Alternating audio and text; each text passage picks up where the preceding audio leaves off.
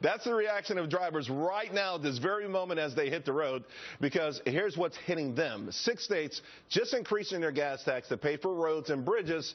Charlie says if you think, though, that's where the money's going, well, he's got a bridge he wants to sell you. Covered municipal governments for many years. Now, obviously, I covered it here in New York, which is the worst, the most wasteful state in the world when it comes to infrastructure spending.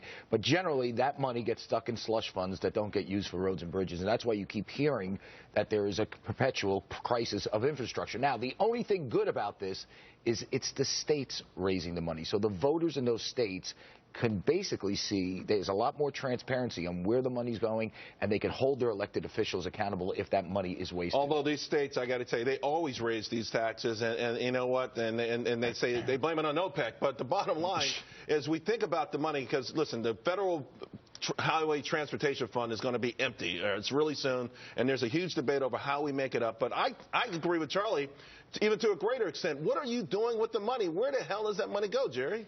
They spend $50 billion a year. They get $34 billion a year in the Highway Trust Fund. They're overspending. They're not doing what they're saying. And here's where the money is going. It's going to mass transit. It's going to landscaping, flowers in the median, believe it or not. It's going to bike paths. So it's being misused, sometimes on the scale that Charlie's talking about here, where it's just a slush fund for politicians. Scott, nothing's wrong with flowers, but, listen, at some point, we do need to curb government spending. I mean, this is largesse on the scale that put grease in a poorhouse. It is, and thank you for the flowers last weekend, Charles. I love them. You know what, though? These taxes, unfortunately, up until the last increase in the federal tax in 1993, were actually used a large part for deficit reduction of all things, so not fixing up these roads and bridges that are now in such big trouble. Here's the other issue, though, but because of fuel-efficient vehicles and the fact that teenagers aren't getting his driver's licenses as often as they used to be, and seniors are driving more but not as many miles, population growth factored in too, guess what? We just aren't driving as much per capita, therefore the taxes are going down. Although, Lisa, you know what? That also takes away the argument of wear and tear roads. You know, you can't have it both ways.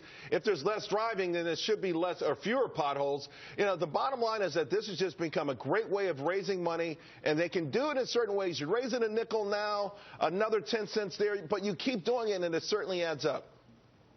Well, and look, Americans are already paying enough. They're spending about 50 cents per gallon between federal and state taxes. So in my opinion, that's already too much. And the real problem here is too much federal spending, because if you look at this issue on the federal level, the reason that the Highway Trust Fund has become depleted is because members of Congress have raided it for their pet projects. So that's the real problem here, is spending more than we are taking in. Adam, I mean, let's be honest. This is all about accountability. This is about a profligate government, whether it's a federal government, state, local. It's other people's money, and they just spend it and spend it. When they run out of it, they demand more from us. Well, first of all, I disagree. As you know, I always do, that it's other people's money. It's our money. I do think well, gas I'm saying from the government official's point of view, I agree with you. It is our money, so we're on the same page there.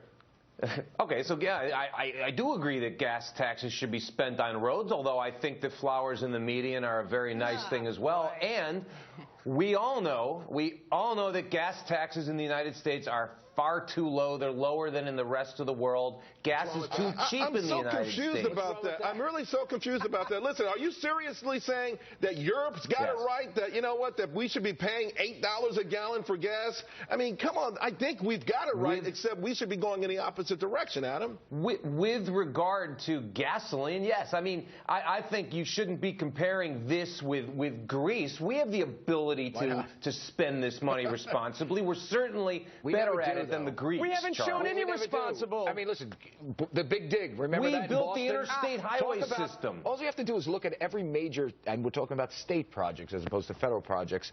Most of these major projects are boondoggles. The Big Dig in Boston took years and years, overspending, cost overruns, investigations, you name it, goes up and down. But the response is to make them better, not to cut the taxes out. Oh, yeah. By the way, is that baggage thing working yet? And what about this, Lisa? You know what? And listen, the federal government, though, can give them a run for the money. This little thing called the stimulus package, the shovel-ready jobs, we shouldn't even be having this discussion. Well, and you're exactly right. And this is the problem. There's never going to be enough money to satisfy liberals. Because the problem is, no matter how much money they take in, they're always going to want to spend more. And so that's the problem with raising the gas tax, because you're never going to be able to raise it enough to continue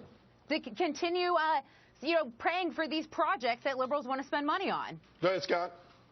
Well, the problem is, too, is we had this pretty big crash in oil prices, if you haven't noticed. And so what's happening is the states and federal government is licking their lips with the chance to hit drivers now, because if you've seen the pump lately, it hasn't been terrible compared to the last few years. That's what they're going to capitalize on, the fact that the pain at the pump, now somewhat existent, is not as bad as it was a couple years ago. Right. They can hit you with more tax. Jerry? Honeypot. That's what your commute is, and that's what the government sees. The federal government, state governments, you buy a car, you pay taxes. You put gas in your car, you pay taxes.